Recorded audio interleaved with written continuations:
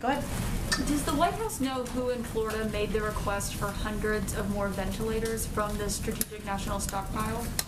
Well, I would say, Caitlin, I saw the remarks and comments by the governor and representatives of the governor. I would note that as a policy, we don't send ventilators to states without their interest in receiving the ventilators. I think the most important question here is why would you oppose receiving ventilators when you clearly need those in your state, given the percentage of hospitalizations that are occurring in Florida? Do you think it's feasible the governor was unaware that those ventilators were sent to his state earlier this week?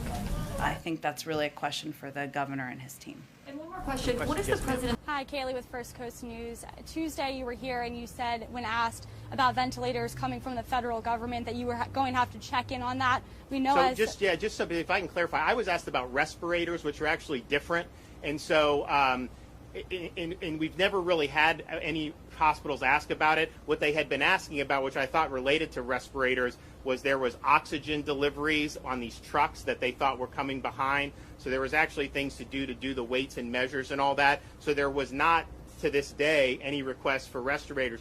The mechanical ventilators, we've been giving those out the whole time. And what that was it's just increasing our stockpile. And that's why they did it. So it wasn't anything that was like specifically from a hospital per se. It was something that they do through FEMA as a matter of course. So to follow up on that, 124 ventilators are now in our area, 3 hospitals here, and they have also said healthcare workers that they need help as far as supplementing their staff and that sort of thing right now. Do you have a message about possible other resources coming to our area, and what would you say to these healthcare workers who are beyond exhausted right now? Well, I think the staffing has been really the biggest issue that we've dealt with throughout the whole pandemic. I mean, if you recall, you saw really significant changes in how some of this is done. You've seen a lot of people go to contract.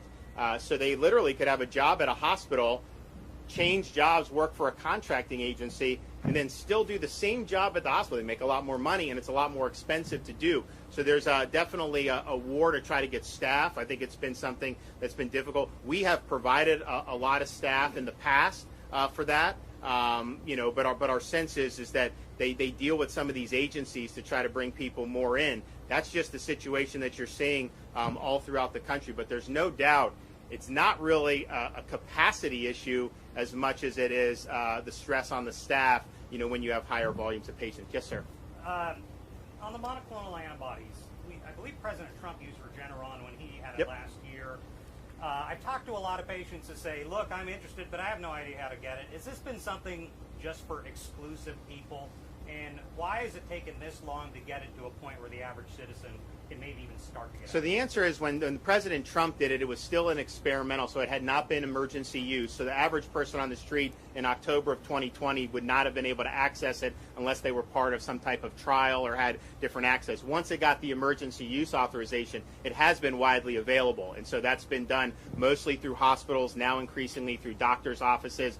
And I think part of the issue is have been a lot of physicians, I think Ken would agree, there's a lot of physicians that didn't necessarily know about it, and some of the physicians weren't. More and more physicians are understanding it now, and it was just the type of thing where I do think there was maybe people thought if you stress early treatment, then you were telling people that to not get back. That's not an either or. Now it's pretty clear, though, that there was not as much knowledge. So I think it's less about access, but just about knowledge, because if somebody gets infected, what they're thinking is, okay, I don't necessarily feel that bad. I know I'm at risk, but I'll just kind of ride it out. And that's what you normally would do on most illness. I totally get you. If you don't expect to go to the hospital until you start to feel really ill. But on this, if you have those risks, if you can do it early, it really makes a difference. And so the access is there. We're able to do. We can place orders for 10,000 treatments at a time, and so we're going to have. Obviously, you have staffing and stuff that you have to make sure.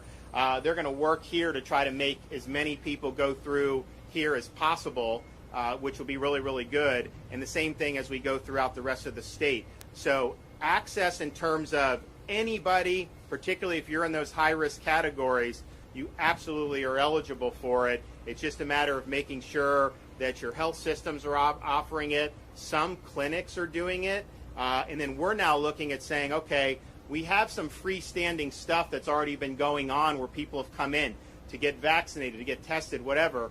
maybe we do a monoclonal and set it up in conjunction with some of those other things. So I think you're going to start to see that. But since the EUA happened, it has been available for everyone. I think initially they had it with a more limited age range, and then they've since dropped the age and so made it available to a wider group of people. But those really high-risk people, the elderly and some of those serious conditions, they have been available to them since the beginning. All right, folks, thank you so much for joining us here at Golden State Times. If you're new to the channel, we encourage you to subscribe by clicking that middle button. Also, check out our previous video by clicking the video on the right, or a video you might enjoy by clicking the video on the left. Also, don't forget to click the thumbs up button and share this video on social media. Peace.